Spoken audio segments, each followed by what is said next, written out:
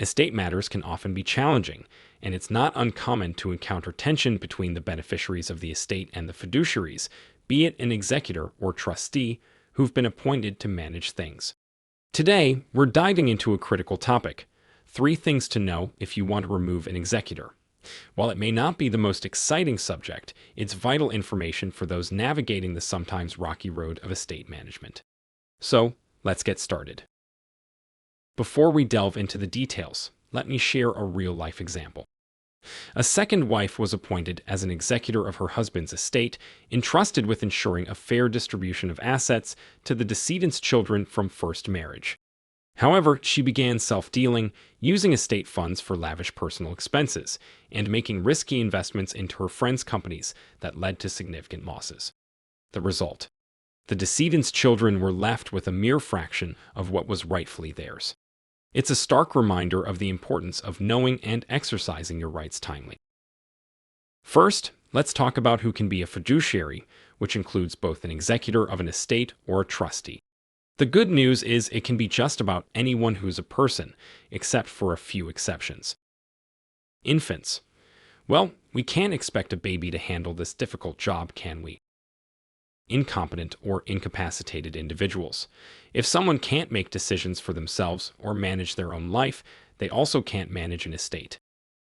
Non-domiciliary aliens, unless they're serving with another co-fiduciary, which means they're partnered up with someone who is a resident. Felons. We probably don't want someone with a criminal record handling an estate. Those lacking good qualifications. This includes issues like substance abuse, dishonesty, a lack of intellectual understanding, or even not being able to communicate in English. Now, let's jump into the second topic. When can someone be removed as a fiduciary? There are several reasons for this, and they include waste of assets. If they're wasting or squandering the estate's assets, like the wife above, that's a big problem. Bad management. If they're just not doing a good job managing things, forgetting to pay bills or not paying taxes. Dishonesty. Lying on the application to obtain the original letters is grounds for removal. Refusal to obey court orders. If the surrogate court gives them instructions, the executor needs to follow them. Changing address without notifying the court. This is important for keeping the court informed. Removing estate property from NY state without approval. You can't just take things out of the state without the court's okay.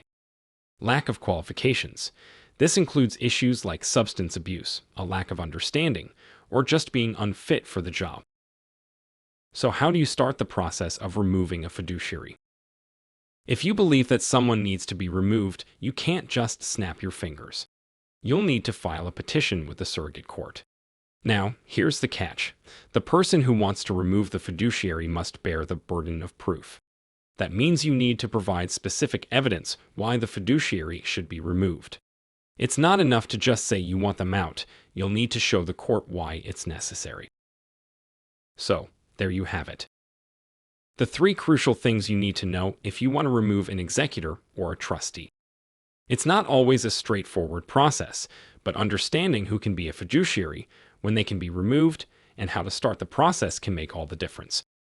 If you want to learn more and have your case evaluated, please call us at Sferl of Law at 212-709-8112, and we will be happy to assist you.